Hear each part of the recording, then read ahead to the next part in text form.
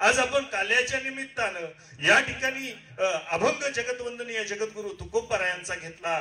तुकोबराय म्हणतायत चला वळू गाई. तुम्ही आम्ही गाया वळायच्या भूमिकेत जर गेलो कशा वळाव्यात, काय करावं, कुठं आहेत गाई? म्हणले आता गाई कुठं राहिल्या का? आता गाई राहिल्या नाही, आता सगळ्या जरशा झाल्यात. त्या झाल्या असल्या तरी चालेल, आपण होऊन जमणार हो. आपण मात्र नित्य निमित्ताने त्या गायी वळण्याचं काम केलं पाहिजे. म्हणल्या कुठल्या कुठल्या गायी आहेत? गायींचा जर शोध घेतला तर इथं मात्र अनेक प्रकारच्या गायी संतांनी सांगितल्या, ज्या तुमच्या आमच्या ठिकाणी आहेत. काही दृश्य आहेत, काही अदृश्य आहेत. पहा, आपण सुद्धा काही दृश्य आहोत, काही अदृश्य आहोत. तुम्ही आम्ही सुद्धा. जशी नोट काही ठिकाणी दृश्य आहे, काही ठिकाणी अदृश्य आहे. गांधी बाबा कुठं दिसतात, कुठं मात्र दिसत नाहीत, पण आहेत हे मात्र संत दाखवतात. त्याच पद्धतीनं तुम्ही आम्ही काही दृश्य आहोत. शरीराने दृश्य आहोत, देहाने दृश्य आहोत, परंतु मनाच्या ठिकाणी मनाने, वासनेने, कर्माने मात्र अदृश्य आहोत.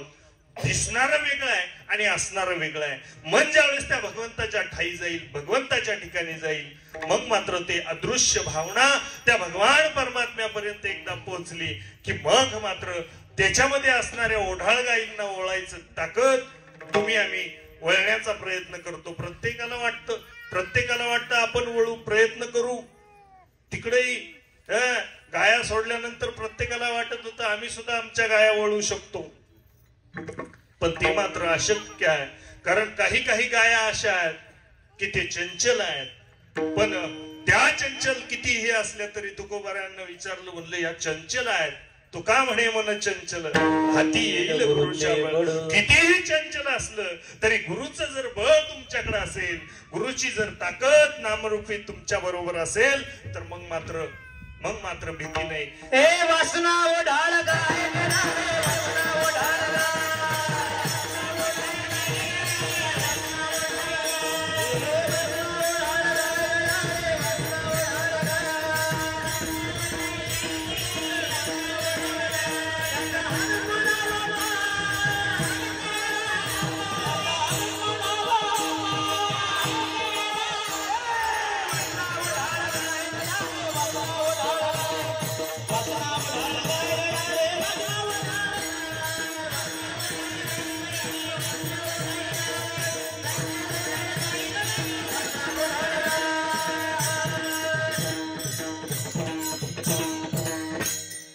वासना ओढाळ गाई गड्या रे वासना ओढाळ गाई, तिचं हनून मोडा पायी.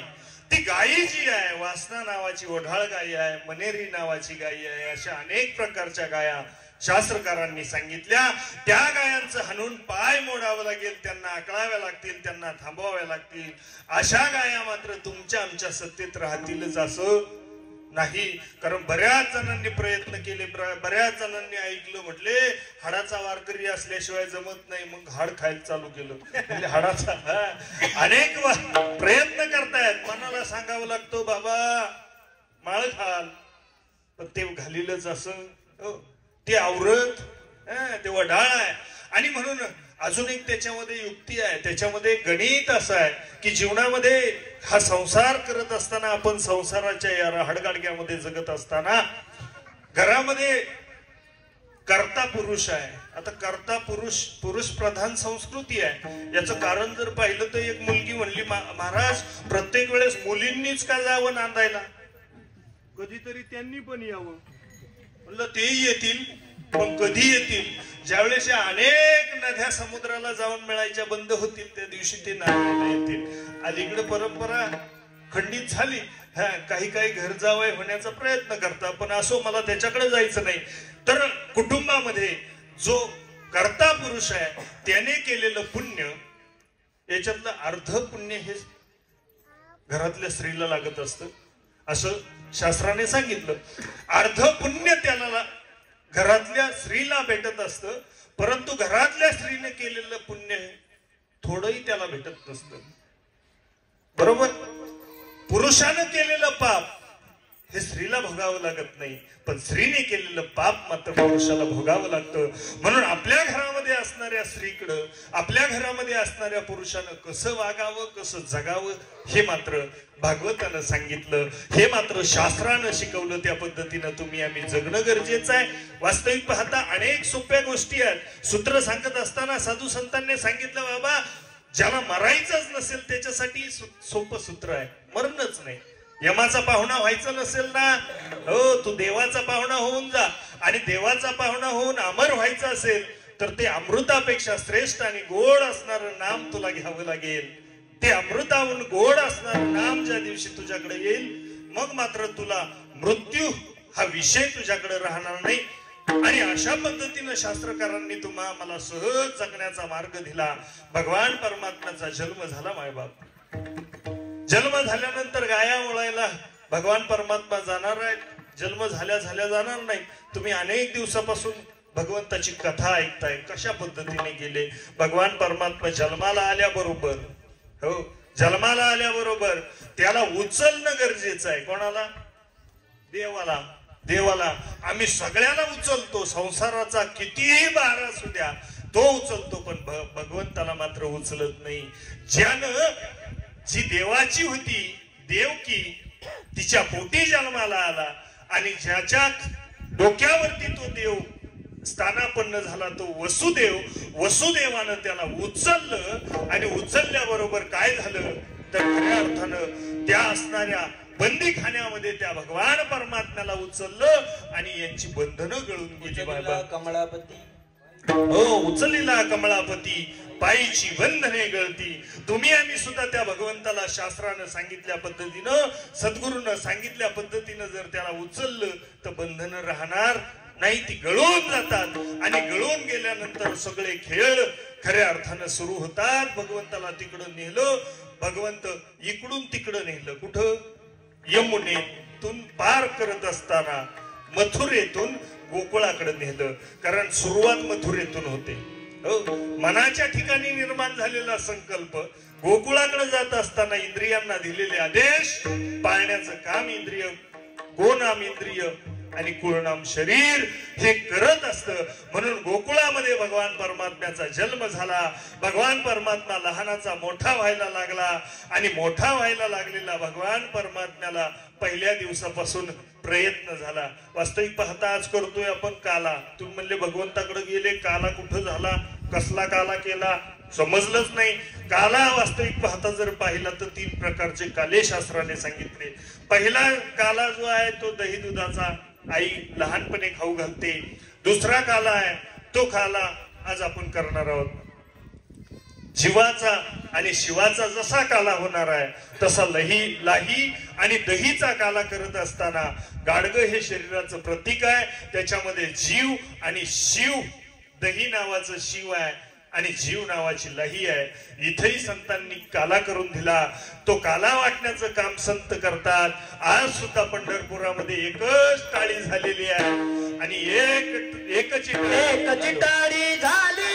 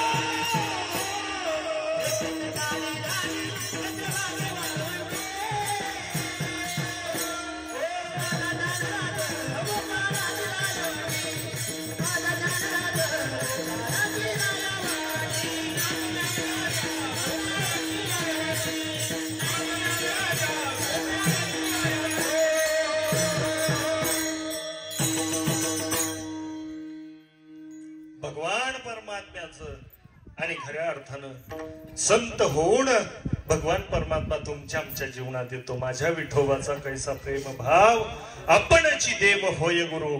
खऱ्या अर्थानं गुरु रूपानं भगवान परमात्मा तुमच्या आमच्या जीवनामध्ये येतो आणि तुम्हा आम्हाला तिथपर्यंत घेऊन जातो. अशी भूमिका मांडत असताना त्या भगवान परमात्म्यानं जन्म घेतला. जन्म कुठं घेतला? जन्म मात्र बंदीखान्यात झाला. भगवान परमात्मा अजून एक सोपं सांगतो माय बापा हो, या जगाच्या पाठीवर 124 क्रमांकाचे देश आहेत. किती? छोटे छोटे सगळे, इराक, अफगाणिस्तान असे सगळे धरले 124 देश आहेत. पण 124 देशांमध्ये खऱ्या अर्थाने एकही देशाचं नाव स्त्रीलिंगी नाही. भारताला माता म्हटलं जातं. आणि म्हणून भगवान परमात्मा कुठंच जन्म घेत नाही. जन्म घेण्यासाठी त्याला फक्त एकच जागा आवडते आणि तो म्हणजे भारत देश आहे. भारत देशामध्ये जन्म घेण्याचं कारण जर पाहिलं तर इथं मात्र काय आहे? इथं मात्र पवित्र तो देश, पवित्र ते कोण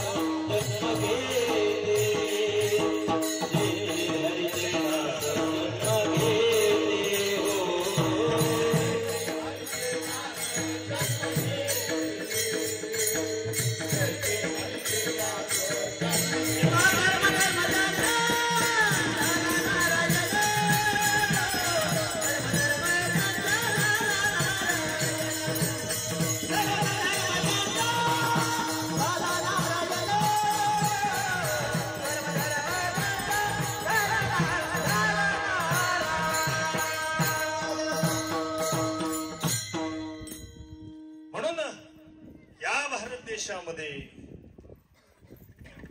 52 देशामध्ये पवित्र कुळामध्ये खऱ्या अर्थानं भगवान परमात्मा जन्माला येतो हे आपलं अवभाग्य आहे. याच देशामध्ये, ज्या देशामध्ये आपण राहतो त्या देशामध्ये संत भूमी आहे, देवभूमी आहे. आणि म्हणून तुमचं आमचं परम भाग्य आहे की तुम्ही आम्ही अशा देशामध्ये तो भगवान परमात्मा जन्माला आला आणि त्याने खोड्या करायला चालू केल्या. मायबाप भगवान परमात्म्याला सुद्धा तिकडं सुद्धा बरं वाटत नाही. हे तिकडं मिळत नाही म्हणून तुकोबराय म्हणतात उपजोनी आपडती येऊ. परत परत गर्भवासाच्या यातना भोगाव्या लागल्या तरी चालतील पण या सुखासाठी देव वेडावला आणि वैकुंठ सोडून संत सदनी राहिला. तो भगवान परमात्मा सुद्धा येतो. महादेव बाबा सुद्धा आले, भगवंताला पाहिलं आणि मग मात्र भगवान परमात्म्याकडे पाहिलं. भगवंताला म्हणले काय रे सुख आहे, हे सुख भोगण्यासाठी तू आलाय, मलाही यायचंय. असा आनंद करत असताना त्या भगवान परमात्म्याच्या कला सुरू झाल्या. पहिलीच मावशीच मारली. कुणी? मावशी मारून टाकतो तो. भगवान परमात्म्यानं मावशी मारली, पुतना मावशीचं खऱ्या अर्थानं तिला मोक्ष प्रदान केला. अशा अनेक खोड्या करत करत ताटकासुराला मारलं. अनेक गोष्टी करत असताना, गावामध्ये खोड्या करत असताना, दहीदूध चोरावं, कोणाची तरी भांडणं लावून द्यावी, काहीतरी काम करत असताना एक दिवस भगवान परमात्म्याच्या डोक्यात आलं. एक म्हातारी थोडीशी खटाळ होती, म्हातारी त्याला खवळली भगवंताला. शक्यतो कोणी खवळत डाव्या गुडघ्यानं टेकत असणार ते बाळ आणि त्याच्या शक्यतो कोणी लादी लागत नाही. एक बाई मात्र त्याला म्हणली बघ तुझ्याकडे पाहतेच. म्हणलं माझ्याकडे तिरक पाहते काय, तुलाच दाखवतो. म्हणला रात्रीच घरात घुसला त्यानं. तिच्या नवऱ्याच्या दाढीची तिच्या विणीची गाठ बांधली आणि मधीच मुंग सोडून दिलं. मायबाप हाल त्या ठिकाणी करत असताना भगवान परमात्म्यानं अनेक कला केल्या, अनेक गुण खऱ्या अर्थानं काय वर्णावं अनंत रूपे अनंत वेशे देखिला म्या त्याशी. वास्तविक पाहता अनेक वेळा पाहिलं काकडा सुरू होता, त्याला जागवण्याचं भगवंताला उठवण्याचं काम खऱ्या अर्थानं साधू संत करत होते. आणि ते साधू संत उठवत असताना सहजतेनं वास्तविक पाहता आपल्या घरामध्ये सुद्धा कोणाला उठवायचं म्हणलं तर भीती वाटते. हा काय सांगावं म्हणले पोराला उठ म्हणावून त्याने असं म्हणलं तर मग भीती वाटते. पण संत मात्र घाबरत नाही. संत सगळ्यांना उठवण्याचं जागवण्याचं काम करतात. जीवाला जागवण्याचं काम संतांनी केलं, संतांना जागवण्याचं काम संतांनी केलं, देवाला सुद्धा जागवण्याचं काम संतांनी केलं. संतांनी देवाला सांगितलं, देवा आता उठा, पांडुरंगा दर्शन द्या सकाळ. हो, आपलाही वेळ संपत चाललेला आहे. आणि म्हणून भगवान परमात्म्यानं अनेक खोड्या केल्या, अनेक पद्धतीनं आणि धिंगाणा घातला. अनेक गोष्टी करत असताना भगवान परमात्म्यानं सगळ्यात महत्वाची गोष्ट केली की खऱ्या अर्थानं भगवंताने सगळ्यांवरती प्रेम केलं. अनन्य भावानं सगळ्यांवरती प्रेम करत असताना तो भगवान परमात्मा आणि त्या गोकुळामध्ये वाढत असताना, त्या गोकुळामध्ये मोठा होत असताना, त्या गोकुळामध्ये वैतागले सगळे आणि भगवंताला सांगितलं, मग आता मात्र इथं थांबू नका. भगवंताला सांगितलं, कारण खोड्याच आटपत नाहीत. प्रत्येक दिवशी नवीन काहीतरी खोडी करावी. एक दिवशी राधेच्या घरात घुसला. राधेच्या घरात घुसल्यानंतर आधीच टीप मिळाली होती, राधा व्हावं लागतं. राधा झाल्याशिवाय देव येत नाही. राधा म्हणजे काय, त्याच्या उलट जर केलं तर ज्याला धारा लागतात, त्याचं नाव घेतल्याबरोबर त्याच्या अंतःकरणामध्ये भगवान परमात्मा प्रगट होतो. कंठी प्रेम दाटे, नैनी नीर लोटे, हृदयी प्रगटे रामरूप. अशी ज्याची स्थिती होती, भगवान परमात्मा त्याच्याकडे जातो. राधेनं बोलवलं, भगवान परमात्मा आला तर आला, घरात घुसला. तुम्ही काळजी करू नका. घरात गेल्यानंतर एका म्हातारीनं पाहिलं, म्हणली हे मोठ्याचा आवाज येतोय, हे बारक. राधेनं सांगितलं, देवा मोठा हो, मला तुझ्या बरोबर बोलायचंय, गप्पा मारायच्या. देव मोठा झालेला आहे. आणि मोठा झाल्यानंतर कुणीतरी सासूबाईला निरोप दिला, नवऱ्याला जाग केलं, म्हणले जा तुझ्या घरी कोणतरी घुसलंय मोठं. आणि असं सांगितल्यानंतर राधा भगवंताला दार वाजवलं अनया गवळ्यानं. लाईट गेली असली तरी माझी गेली नाही. आणि माझा एवढा आवाज आहे की अजून त्या तिथं बसलेल्या लोकांपर्यंत जाईल. त्याच्यामुळे तुम्ही काळजी करू नका. विठ्ठला विठ्ठला.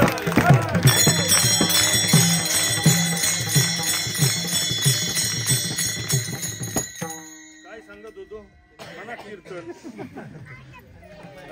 अनयाने दार वाजवलं. अनयाने कडी वाजवल्याबरोबर आतमध्ये रागेला घाम फुटला. घाम.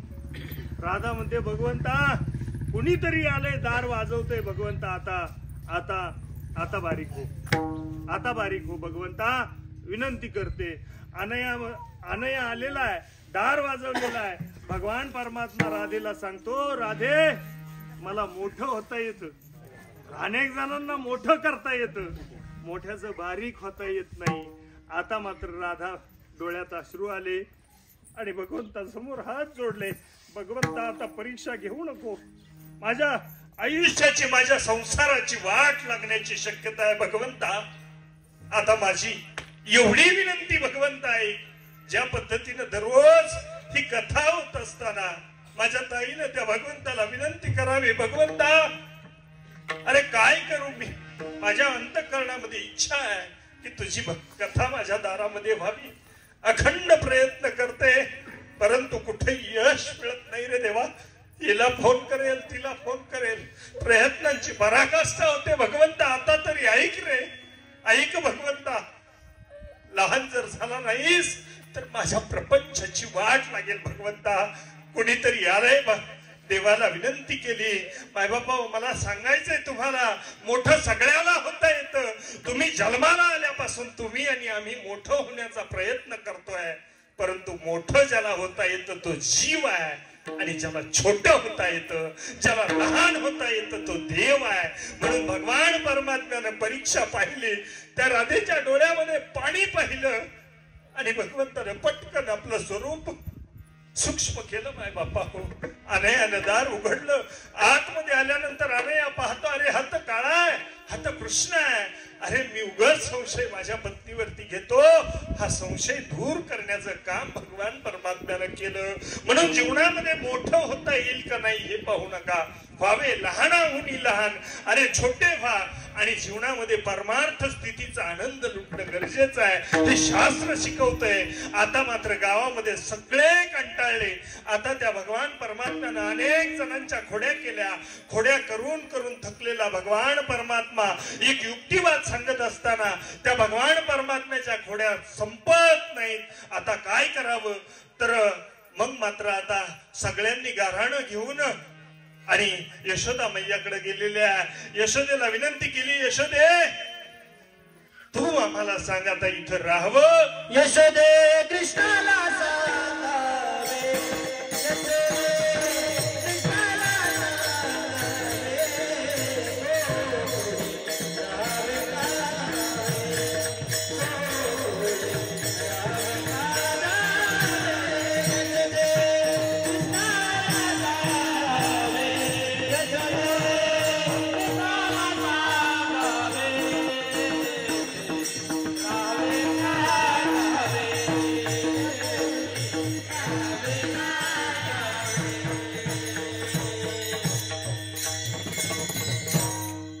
असं सांगितल्याबरोबर यशोदेच्या डोक्यात विचार आला. म्हणली आता वैतागले मी, हो वैताग आला, आता काय करावं समजत नाही, याला कुठंतरी नेऊन घालवावं. म्हणले कुठं, म्हणले शाळेत पाठवावं लागेल. आता तरी शाळा आहेत, पण त्यावेळेस कसल्या शाळा, गोशाळा त्याला.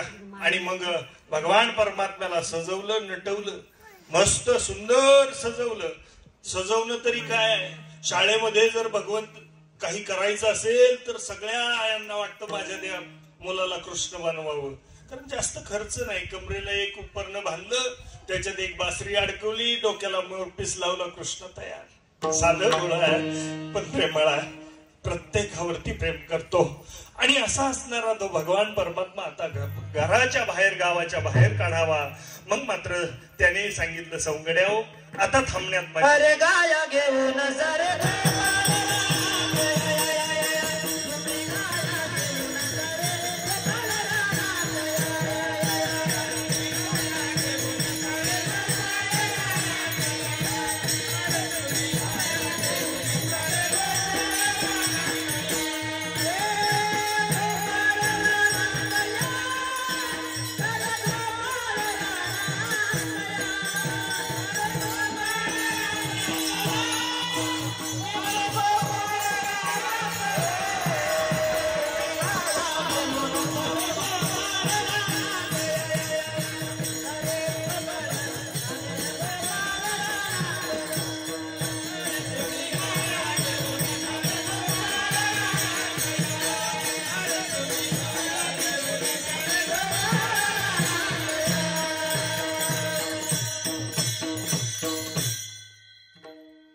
आता मात्र सगळ्यांना आदेश केला. भगवान परमात्म्याचा शब्द निघाल्याबरोबर सगळ्या गोपाळांनी तयारी केली. सगळ्या गोपाळांनी, पेंढ्या सुदाम्या सगळे गोळा झाले, पळायला लागले. म्हणले चला भगवंताने सांगितले आपल्याला जायचंय. म्हणले कुठं जायचंय, तुकोबराय म्हणले मी पण आहे. तुम्ही सगळे निघाले कुठं, थांबा मी सुद्धा येणार आहे. आणि जाऊन काय करू, अभंग जप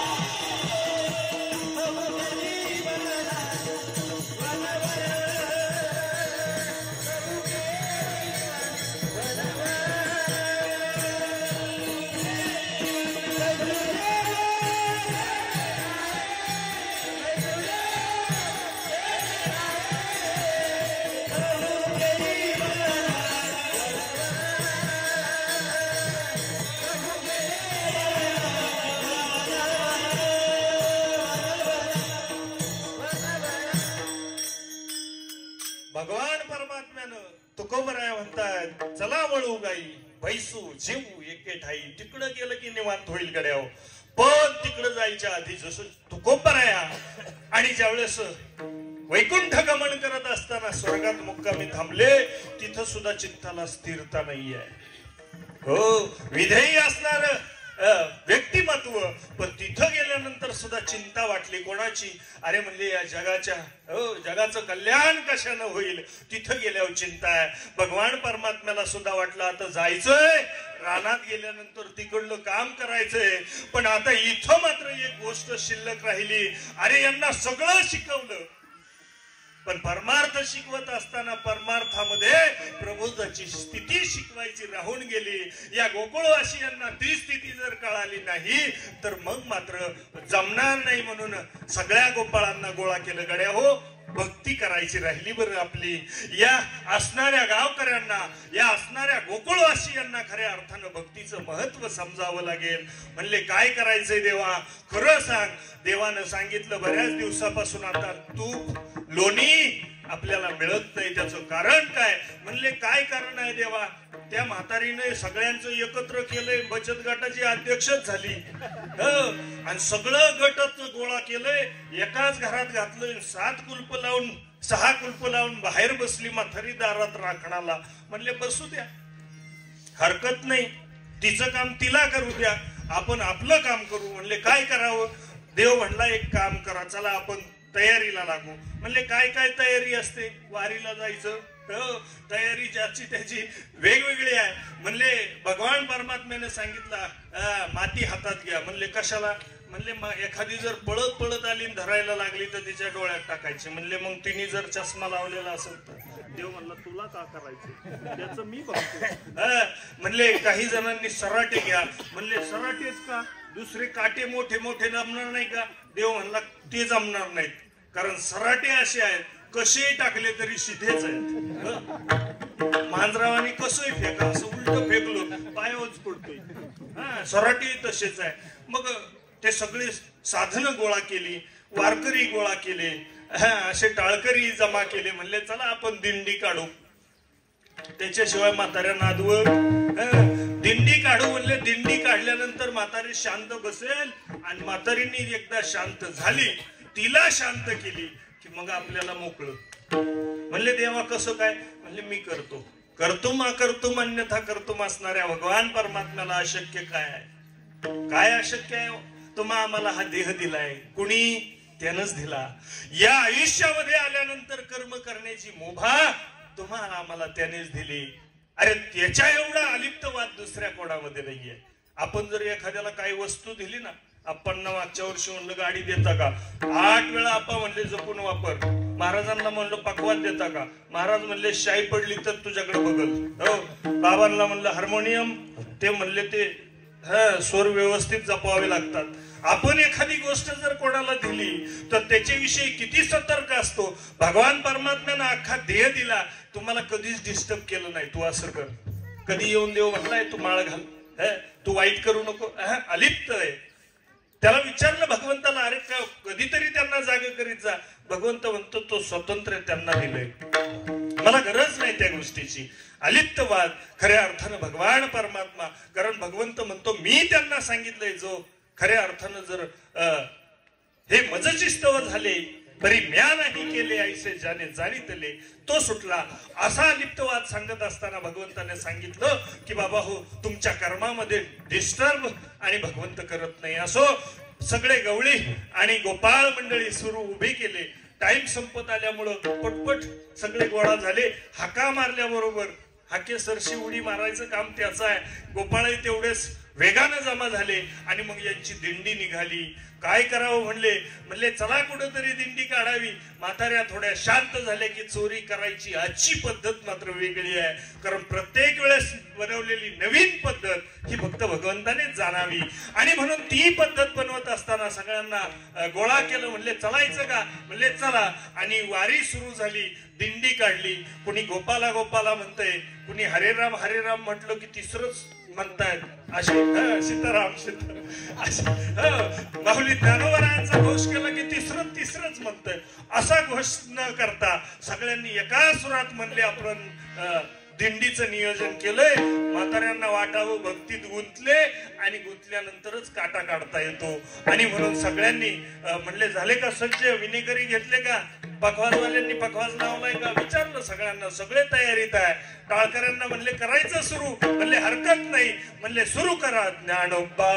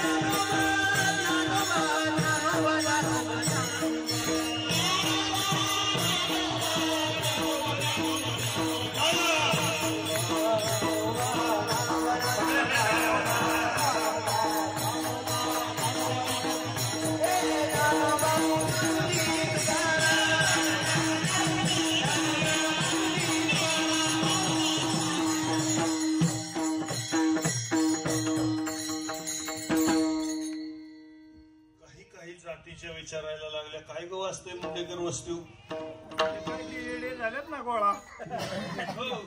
परमार्थ म्हटलं आणि बऱ्याच वेळा काला म्हटलं की सगळ्याला बरं वाटतं. सगळ्याला कोणाला म्हणले जे भाविक आहे त्यांना तर बरं वाटणार आहे. काल्याच्या महाप्रसादानं सांगत आहे आजचे पगाराचा दिवस आहे, वारकऱ्यांना बरं, टाळकऱ्यांना बरं, गायकांना बरं, सगळ्यांना आनंद वाटतो. म्हणले भाविकांनाच वाटतो का, म्हणले जे भक्त आहे त्यांना वाटतो, याच्यात नवल नाही, अभक्तांना सुद्धा आनंद होतो आजच्या दिवशी. का माहितीये, म्हणले उद्यापासून यांची कशाला आनंद होतो. आणि मग चौकशी करायला लागली. आजी म्हणते कुठं ग वाचतोय आज, म्हणले मुंडेकर वस्ती. तिकडून कुठं फिरतय, म्हणले ह्या गोपाळांनी काढलेली वारी दिंडी खऱ्या अर्थानं त्या म्हातारीच्या वाड्याच्या पाठीमाग उभी केली. उभी राहिल्यानंतर देव म्हणला आता पळायची गरज नाही, आपली दिंडी संपली. म्हणले हे टाळ द्या ठेवून. म्हणले आता देव म्हणला मुक्कामाचं ठिकाण आलं का काय, देवा एवढ्या लवकर मुक्कामाचं ठिकाण म्हणला, तुम्ही काळजी करू नका, चला आपल्याला आज जायचंय. कुठं आत हेच कळत नाही, इथं तो घोळ आहे, आज जायला नको आम्हाला. आता सद्गुरूंनी ते नाम दिलं, प्रबोध दिला, आत जागा हो सांगितलं बाबा आज जा, डोळे झाका. हे तेवढ्या बाबतीत किती केलं विचारलं ना, विचारायच्या आधी सांगतात बाबा दररोज 2 तास बसतो. सांगणाऱ्यांना कमी नाही, बोलले डोळे झाकून बसतो, काय करतो त्याची त्याला ठाव. पण तिथं भगवान परमात्म्यानं सांगितलं ते सगळं ठेवून द्या, आता ध्यानाला बसायची वेळ झाली, आता काळजी करू नका. सगळ्यांना सांगितलं डोळे बंद करा. डोळे बंद केल्याबरोबर आज जाता येतो. कधी येतं आज जाता, डोळे बंद करावे लागतात. डोळे बंद केले नाही तर परमार्थ होत हो. कारण या दृष्टीने जे दिसते सृष्टी, त्या सृष्टीमध्ये मोह आणि खऱ्या अर्थानं वासना शिल्लक राहते. परंतु डोळे बंद केले आणि आत जाण्याचा वेळ आल्याबरोबर भगवान परमात्म्यानं सांगितलं सगळ्यांनी डोळे बंद करा. भगवंताचा आदेश आल्याबरोबर सगळ्यांनी डोळे बंद केले. बंद केल्यानंतर बरोबर भगवंतानं पुंडलिकाचा गजर केला आणि सगळे आतमध्ये गेले. म्हणले गेले, उघडा डोळे, म्हणले आलो आतमध्ये. सगळे बघायला लागले. म्हणले मगाशी तो तिकडं होतो, आता इकडं. काय काय बाबा जादू आहे देवा, कसं रे असं. म्हणले त्याचं तुम्हाला काय करायचंय, कसंही असू द्या, खायला मिळण्याशी मतलब. कोणतंही शिटी येऊ द्या आपल्याला, का कसंही असू द्या, तुम्हाला खायला मिळण्याशी मतलब. पण भगवान परमात्म्यानं सांगितलं सुरू करा. सगळ्यांनी मस्त शिदोरी. म्हातारी मात्र बाहेर जाऊन 6 कुलप लावून बाहेर बसलेली आहे वाट्यावर राखण करायला. जरा वेळाने काहीतरी आतमध्ये खडबड वाजल्याचा आवाज येतोय. आतही आवाज आला पाहिजे आणि त्या आतल्या आवाजाकडे लक्ष जोपर्यंत देत नाही तोपर्यंत परमार्थ सिद्धीला जात नाही. आतल्या आवाजाकडे लक्ष देऊन जागर राहणं हे परमार्थाचं लक्षण आहे, ही सिद्धी आहे. आणि म्हणून अशा पद्धतीने आतमध्ये म्हातारीनं कानोसा घेतला. आतमध्ये आवाज यायला लागला, अनहत वाजती टाळ. आतमध्ये टाळ वाजायला सुरू झालंय. अरे काहीतरी वेगळं आहे म्हणून म्हातारीनं दुसरीला उठवलं, जागा केलं आणि 6 दरवाजाचे षडचक्राचं भेदन करत ती आणि आतमध्ये यायला लागली. भगवान परमात्म्याचं तोपर्यंत उरकलंय. भगवान परमात्म्यानं बरोच सगळ्यांना सांगितलं, बाबा हो, आपलं जे चिन्ह आहे ते दुधानी पालथी घालायची आणि खऱ्या अर्थानं सगळं झालं असेल तर परत बाहेर निघायचंय. आणि निघण्यासाठी युक्ती म्हणले, परत आता बाहेर कसं पडायचं ते कळत नाही. अनेक जण म्हणतात, महाराज आत जाता येईल पण बाहेर निघता येईल का, त्याची काळजी तू नको करू, देव बसलाय, तो करतोय. आणि म्हणून बाहेर पडायचंय. आता काय करावं लागेल? देवाने म्हणले, परत मगाच्या सारखे डोळे झाका. एक माझ्यासारखा आत्राम होतो, म्हणला बघतो शो काय करतो, ह्यो बॉ काय करतोय, मी लक्षच ठेवून राहतो, पाहतो म्हटला काय करतोय. म्हणून त्याने अर्धवट डोळे झाकले, सवान्यात गुंतला. आपणही सवान्यात गुंतलेलोच आहोत आणि काळ रूपी म्हातारी आपल्याला खालून सडकणारच आहे जर सावध झालो नाही तर. आणि सावध व्हायचं असेल तर मरणाआधी सावध व्हा आणि आपले सोहित करून घ्या, अन्यथा ती म्हातारी मारल्याशिवाय राहणार नाही. असाच होडपला. आतमध्ये आल्यानंतर पाहिलं, म्हणली हा चोर दिसतोय. मारलं भगवंताला, अनन्य भावानं शरण गेला. भगवंता परत अशी चूक करणार नाही, फक्त तू म्हणला म्हणून एकदा फक्त मला याच्यातून एक वेळ करी दुःख या वेगळे. आणि मग मात्र भगवंताने सहज त्यालाही बाहेर काढलं, जसं तुम्हा आम्हाला काढलं. आणि हे सगळं झाल्यानंतर आता म्हणले, आता इथं थांबण्यात मजा नाही देवा, आता पटकन निघा. झालं ना, यांना शिकवलं आज जायचं कसं, भक्ती करायची कशी. ज्ञानोबा तुकोबरायांचा गजर, त्याच्यामध्ये परमा अध्यात्मही शिकवलं आणि खऱ्या अर्थानं साराकडे घेऊन जाण्याचा विचार शिकवला. आसार टाकून दिलं, सार सार घेतलं. आणि मग असं झाल्यानंतर भगवान परमात्म्यानं गाया घेऊन जायचं ठरवलं. गाया घेऊन गेल्यानंतर तिकडे गाया चरायला सोडल्या. गाया मात्र थांबत नाही. चला वळू म्हटले होते तुकोबराया गाया. तुकोबरायांना सांगितलं, अनेक पळतात, त्यांना सावरण्याचं साधण्याचं काम, त्यांना थांबवण्याचं काम भगवंताने आणि केलं. बासरी वाजवली, सगळ्यांना मंत्रमुग्ध केलं. आता मात्र काय करावं? भगवान परमात्म्याला सांगितलं, गाया शांत झाल्यात, आता खेळ खेळायला हरकत नाही. खेळ सुरू झाले. खेळ सुरू असताना अनेक खेळ खेळले. पहिला खेळ सुरू झाला मायबाप. पहिला खेळ सुरू झाला हमामा पोरा.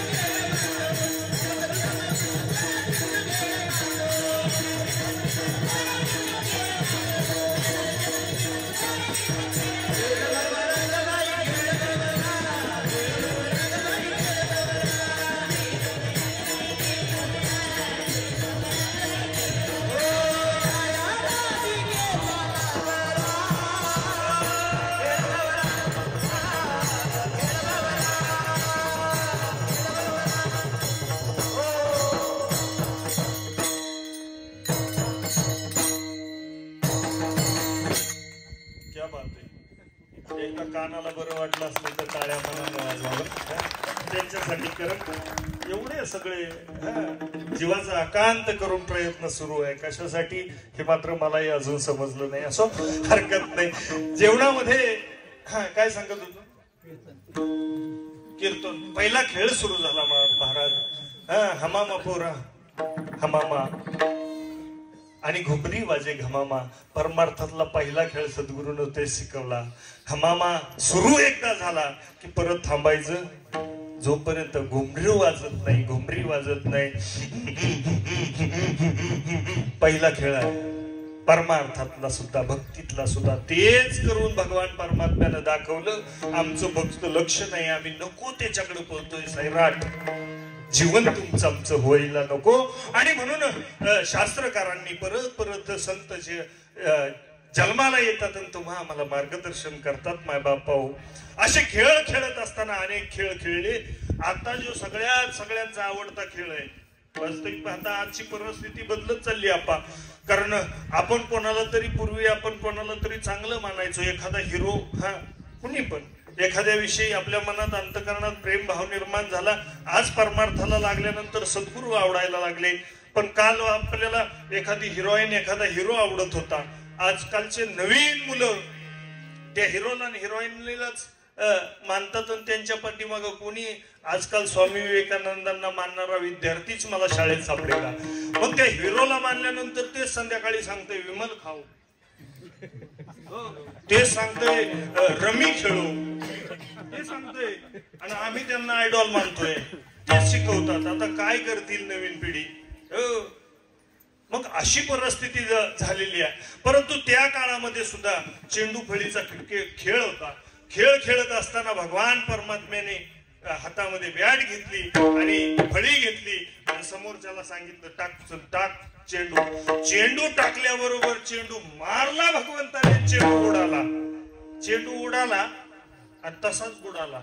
आहे का नाही? यमुना डोई बुडाला. असो, वेळ संपत चाललाय, तिकडं नको जायला. चेंडू उडाल्यानंतर ते यमुना डोहामध्ये पडला. यमुना डोहामध्ये पडल्यानंतर पहिल्या दिवशी भेटलेली यमुना मैया परत आज भेटते. यमुना मैया सांगते, अरे तुला लाज वाटते का? कोणाला? भगवंताला किती वेळा सांगितलं, भगवंता किती वेळा तुला विनंती केली की माझ्यामध्ये असणारा एक कलंक आहे त्याला बाजूला काढण्याचं काम कर. भगवंत म्हणतो, काय कलंक आहे? भगवंता तुला सांगितलं, कालिया नावाचा कलंक माझ्या नशिबी लागलेला आहे, त्याच्यामुळं मी इथून तिथून पवित्र आहे, पण त्या कालियामुळं मी दूषित झाले. काय झालंय तर सांगतोय, यमुना म्हणते माझं पाणी झाडावरती उडालं तर झाड जळून जातात. अरे प्राण्यांनी पिलं तर ते प्राणी मरतायत. मला काहीतरी निर्मळ करण्याचं काम तू कर. काळजी करू नका. त्याच्यासाठी तर चेंडू उडवलाय आणि बुडवलाय. बुडालेला चेंडू शोधायला गेलेला भगवान परमात्मा जिवंत राहणार नाही अशी भूमिका मित्रांची आहे. गावाकडे पळाले, बापाला सांगितलं आणि मग मात्र नंद यशोदा धावत त्या काठावरती आले. म्हणले चेंडू जाऊ द्यायचा होता, दुसरा घेतला असता. भगवंताने उडी टाकायला नको होती. भगवंताने जरा वेळ झाला आणि खालून रक्ताच्या उकळ्या यायला लागल्या पाण्यामध्ये. सगळे म्हटले आपला भगवंत संपला, आपला देव राहिला नाही, आपला कृष्ण राहिला नाही. सगळ्यांच्या अंतकरणामध्ये दुःखाची छटा आहे. आणि काहीच वेळामध्ये भगवान परमात्माच्या शेषाच्या शय्येवरती झोपलेले आहेत, झोपत असतात. तीच शेष या ठिकाणी कालिया नावाचा शेष वरती आहे. भगवान परमात्मा त्याच्या डोक्यावरती नाचतात, तांडव करतायत. आता मात्र कालियाचा असणारा संवाद, छोटासा संवाद उरकून आपण कीर्तन संपवण्याच्या मार्गाकडे आहोत. कालियानं प्रश्न केला, भगवंता तू मला मारतोय याचं कारण काय?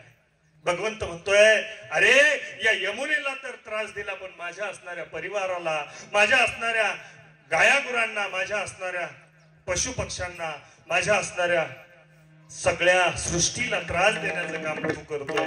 भगवंता मलाही वाटतं रे, मी तुझ्यावरती प्रेम करतो. अनंत काळापासून मी तुझ्या बरोबर आहे. तुझ्यासाठी मी शय्या झालो. भगवंता ज्यावेळेस तू यमुनेतून पार होत होता, पाऊस धोधो चालू होता, तुझ्यावरती छत्र धरणारा मी आहे. अनेक ज्या वेळेस तू जन्माला आला त्यावेळेस मी तुझ्यासाठी तुझ्या बरोबर आलो.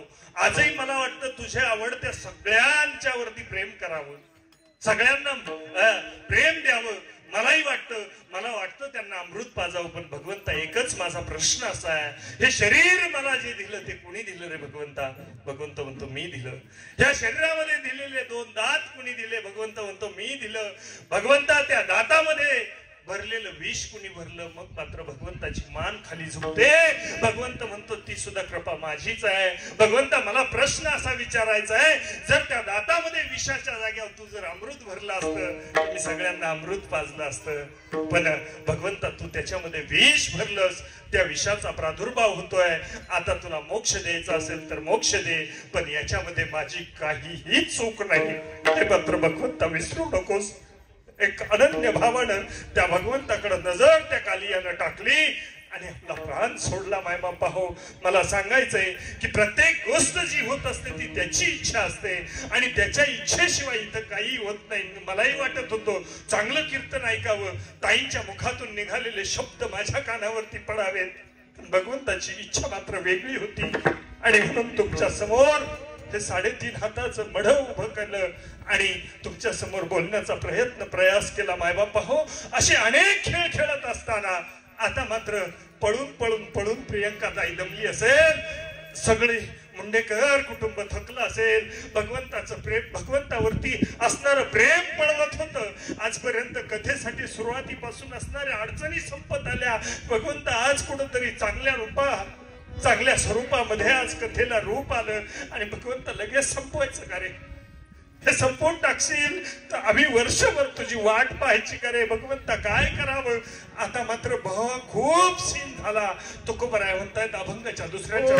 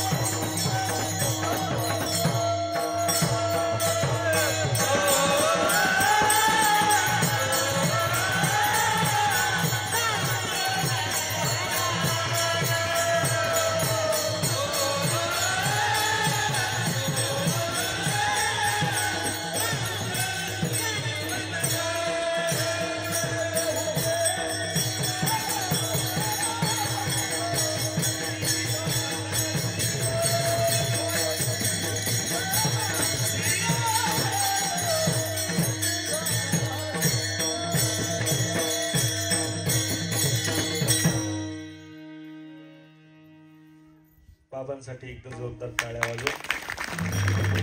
बहु केली वनवन पायपिटी झाला शीन, खूप शीन झाला भगवंत आता थकलो बघ. तुकोबराय म्हणतात, तुकोबराय म्हणले महाराज नुसतं कीर्तन करत जाऊ नका, कधी कधी समोरच्यांचा अंदाजही घेत चला. हो, कारण मी एकदा म्हणले कीर्तनाला सुरुवात केली, मला जवळचे प्रेमाचीच माणसं सांगतात. जसं मला इथं आल्यावर सांगितलं, म्हणले महाराज नाव कोणाचं घेऊ? म्हणलं सहजासहजी आम्ही घरच्यांचं घेत नाही, दुसऱ्याचं काय घ्या. विठ्ठला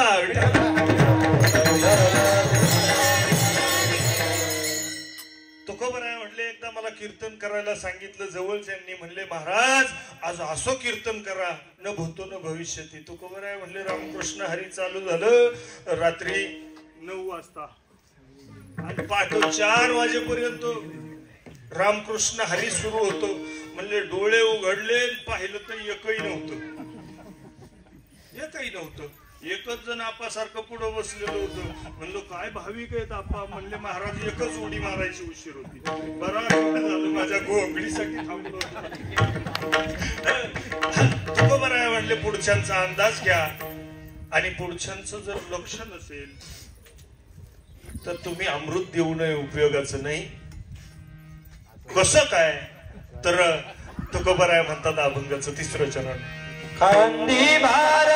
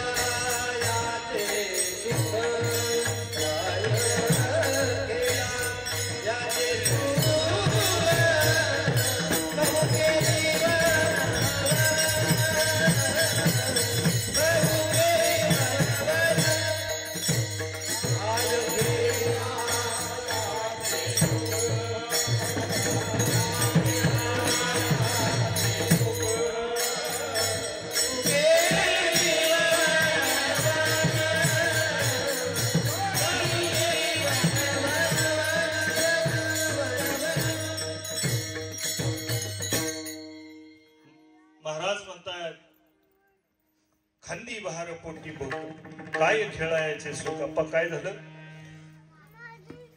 खांद्यावरती भार आहे अनंत जन्माच्या कर्माचा आणि पोटामध्ये भक्ती नावाच्या भूक लागलेली आहे भक्ती करण्याची. पण मग मात्र खेळण्यात हा संसाराचं गाडग्या मडक्याचा संसार खेळण्यात मजा येत नाही. कारण लहानपणी ही लहान लहान लेकरं ज्यावेळेस खेळ खेळतात, खेळ खेळत असताना आपणही तेच खेळ खेळलो. पण आता त्यांच्याकडे पाहिलं की आपण दुर्लक्ष करतोय. का? आपल्याला माहित झालंय ते खोटं आहे, ते लटकं आहे. पानं तोडून त्याच्या चपात्या लाटल्या नाहीत आपण. मातीत पाणी ओतून खाली 3 दगड मांडून चूल करून लाकडं घातली नाही, जाळाचा तपास नसे नका. हे खेळ खेळलो आपण. पण आता मात्र वाटतंय ती लटकं आहे. तसंच संतांना वाटतं हा संसार जो चाललाय ना यांचा हा लटका आहे, पण त्याच्यामध्ये गुंतलेले आहेत. आणि म्हणून शक्यतो आज कीर्तन करत असताना एक दिवस संतांच्या आशीर्वादाने एका वर्षी मला आळंदीत काल्याचं कीर्तन दिलं. या मंडळींनी काल्याचं कीर्तन दिलं. मला सांगितलं, म्हणले महाराज बरोबर 8:15 चालू करू, 10:15 संपू आणि 11 वाजेपर्यंत घरी, 12 वाजता तर घरी पोहोचू. म्हणलं हरकत नाही, जशी तुमची इच्छा. कीर्तन तेव्हापासून काल्याचं देणं बंद केलं. हे कसं काय दिलं मला नाही कळालं.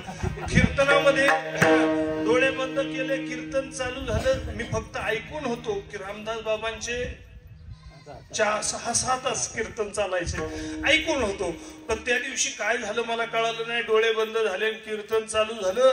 8:15 कीर्तन चालू केलेलं. मी डोळे उघडले तेव्हा 12:15 वाजले होते. बरोबर हा टाइम झालता. बऱ्यापैकी जाऊन लोक झोपले, उठून परत येऊन बसले आणि कीर्तन आमचं चालूच होतं. तेव्हापासून कीर्तनच देत नाही म्हणून मी जास्त करत म्हणून अगदी सहज बाजूबाजूने निघण्याचा प्रयत्न केला. कारण वास्तविक पाहता ही सगळी योजना जी आहे ती भगवान परमात्म्याची आहे.